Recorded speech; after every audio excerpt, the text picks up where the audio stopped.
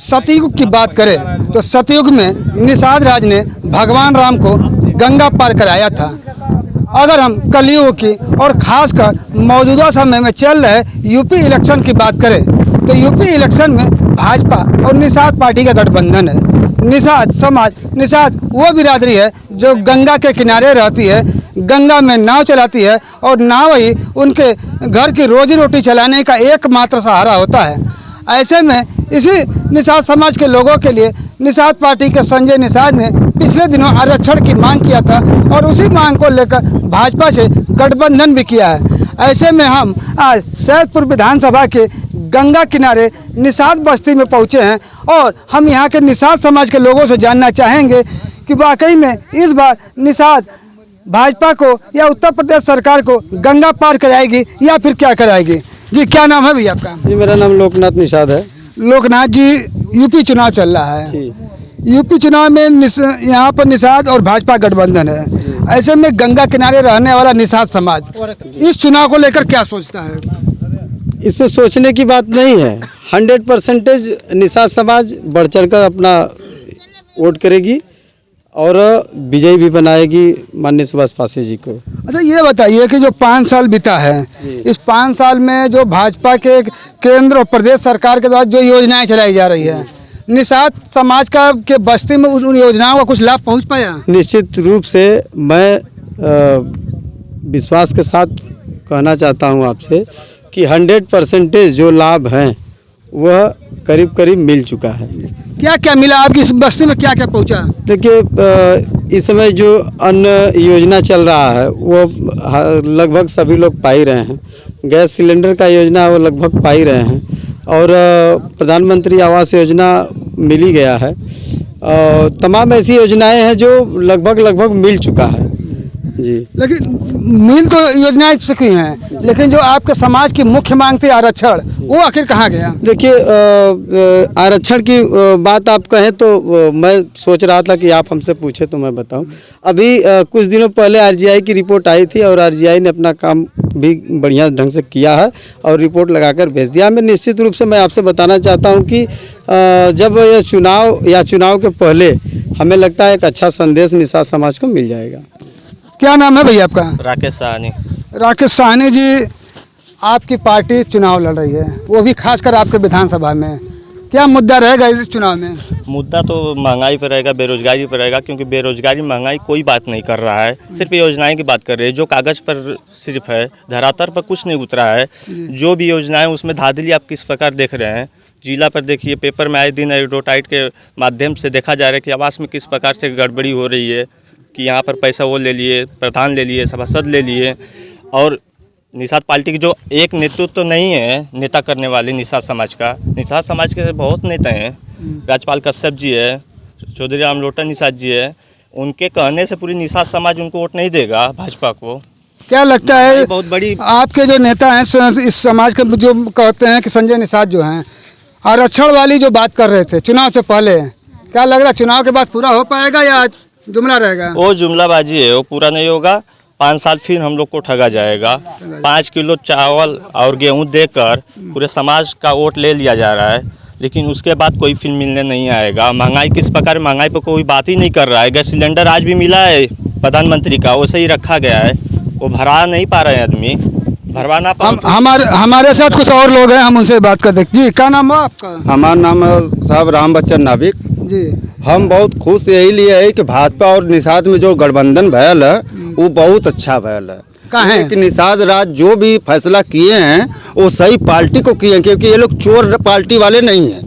जो चोर है उन लोगों के साथ वो अपना गठबंधन नहीं किए, वो सही पार्टी के लेकर के हम मलाहों को या हमारे निषाद लोगों को जो भी योजनाएं देंगे, जब हमारी फिर से पार्टी भारतीय जनता पार्टी या उत्तर प्रदेश में मुख्यमंत्री का बनेंगे तो हमारा लाभ हम लोग को मिलेगा ही।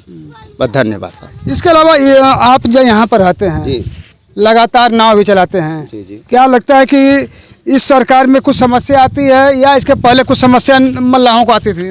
इसके पहले तो मलाहों को बहुत सी समस्या आती थी सर। क्या आती? क्योंकि अगर यहाँ पार से कोई भी आदमी जाके उस बगल अगर उतार देता है तो अगर पैसा मांगने पे ही कहते कि भाग भोसड़ी वाले या तो तुम लोग को पैसा चाहिए, साले मारेंगे अभी।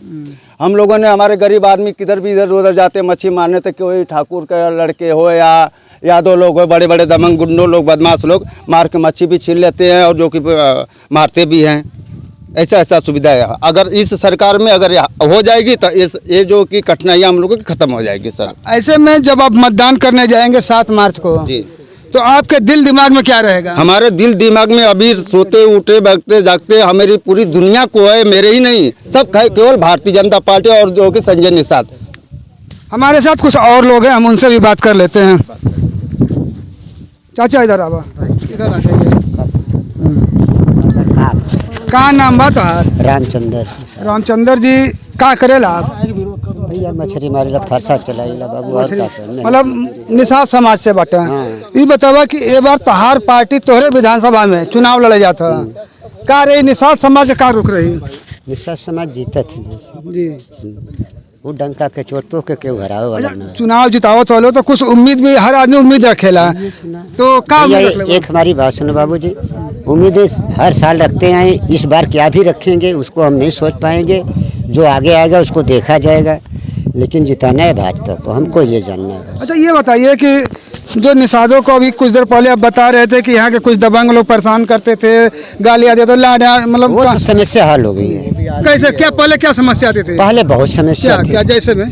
जैसे कोई आ रहा था गाली दे के चला था जा रहा था, कोई गुंडा वाली मार के चला जाता है, हम जैसे सड़क पे जा रहे कोई धक्का मार के चला जाता, अब वो समस्याएं दूर हो गई हम लोगों के पास से। जी, यानी कुल मिला के अब आप खुद को और अपने परिवार को सुरक्षित हाँ, महसूस करते हैं? सुरक्षित हैं, सुरक्षित महसूस भले करते हैं। कमा के खाते हैं लेकिन सुरक्षित है इस समय।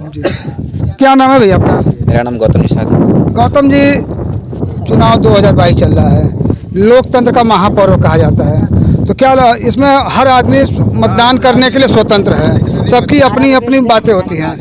आपकी पार्टी जो चुनाव लड़ रही है, पहली बात तो हमारी पार्टी नहीं, उन्होंने एक निषाद पार्टी के नाम से, समाज के नाम से एक पार्टी रखी और उसके माध्यम से समाज के अधिकारों की बात किया उन्होंने, तो समाज उनके साथ जुड़ा, लेकिन वो समाज के मुद्दे पे खड़े नहीं उतरे। आज वो परिवार और पैसे पे ही काम कर रहे हैं। हम देखें तो 15 सीटें मिली हैं, उन्होंने सिर्फ एक टिकट जो है अपने लड़कों को दिया है, शेष जो है अन्य समाज के लोगों को दिया है। तो यहाँ से जो हमारे प्रतिनिधि बनाए गए हैं भाजपा से, वो भी हमारे समाज से नहीं आते हैं। तो कहीं ना कहीं जो सामाजिक मुद्दा रहा वो अब गायब हो गया है। तो आज जैसे हमारे सामाजिक मुद्दे हैं जो हैं, हम अगर निषाद समाज से आते हैं तो हमारे मुद्दे हैं जो बालू है, नदी है, नाले हैं और पुल है, तो आज वो अधिकार छीना गया है। चाहे यात्रा का रहा हो, जो बाहरी यात्री आते हैं, बनारस रहा हो या जो भी टूरिज्म का क्षेत्र रहा हो, वहाँ कहीं ना कहीं जो बड़े उद्योगपति हैं वो वहाँ भी हो गए और हमारे समाज से जो अधिकार छीना जा रहा है, तो उनके सामाजिक मुद्दों को आज तक कोई नहीं उठाया। ना ही आरक्षण की जो आप बात करें वो भी केंद्र से और ना ही राज्य सरकार से ही कोई आश्वासन मिला कि हम संजय निषाद दिला पाएंगे, और सीट जो है सिर्फ चुनाव के मुद्दे बन गए हैं। ऐसे में पिछले दिनों उन्होंने बड़े जोरों शोर पर कहा था कि हम अपने समाज को आरक्षण दिलाएंगे और जब तक आरक्षण नहीं दिला पाएंगे हम चैन से नहीं बैठेंगे। चुनाव आ गया, गठबंधन कर लिए, सीटें घोषित हो गई, चुनाव भी अगले महीने हो जाना है। क्या लगता है, मतलब आपके समाज के लोग को क्या उम्मीदें हैं कि चुनाव के बाद आरक्षण मिल पाएगा या क्या होगा? बिल्कुल नहीं, क्योंकि अगर देना होता तो आपने देखा कि जो गरीब सवर्ण रहे हैं उनको 72 घंटे के अंदर में ही 10% आरक्षण दे दिया गया, लेकिन हमारा इतना बड़ा समाज है फिर भी उसको आरक्षण देने में इतना तकलीफ क्यों? तो वो तो आप सोच सकते हैं, आरक्षण अगर देने की मंशा रहती केंद्र सरकार की, राज्य सरकार की, तो उस पर काम जारी हो सकता था। ऐसे में आप जो निषाद समाज से हैं, हम एक बात कर चाहें, जैसे आपके गांव में 25-50 घर होंगे, सरकार की कोई भी योजना क्या आप लोग के गांव तक या आपके मोहल्ले तक पहुंच पाई कि नहीं पहुंच पाई? सरकार की योजनाएं तो हमें मिली, लेकिन आज उनका हाल क्या है आप दे सकते हैं। जो सिलेंडर 450 का रहा है, आज 1000 रुपये का भरा नहीं पा रहे हैं लोग। आवास योजना के नाम पे इतनी लूट है कि किसी को मिल रहा है पात्रों, किसी को नहीं मिल रहा है। जिसके पास घर है उसको डबल मिल रहा है, लेकिन शेष जो है, जो गरीब वर्ग है जिसको मिलना चाहिए उसको, लोगों को मिल नहीं रहा है। राशन के नाम पे देख ही रहे हैं क्या हो रहा है। तो ये थे सैदपुर विधानसभा के निषाद समाज के लोग, जिन्होंने, कुछ लोगों ने निषाद समाज के अपने राष्ट्रीय अध्यक्ष पर भरोसा जताया है, तो कुछ लोगों ने विरोध भी जताया है कि निषाद समाज का कोई एक नेता नहीं हो सकता है, क्योंकि वो अपने समाज की बात नहीं करते हैं, वो सिर्फ राजनीति की बात करते हैं। ऐसे में हम आगे इसी तरह चुनावी चौपाल के माध्यम से लोगों के जन सरोकार की बातें आपके सामने रखते रहेंगे। गाजीपुर से अनिल कुमार की रिपोर्ट।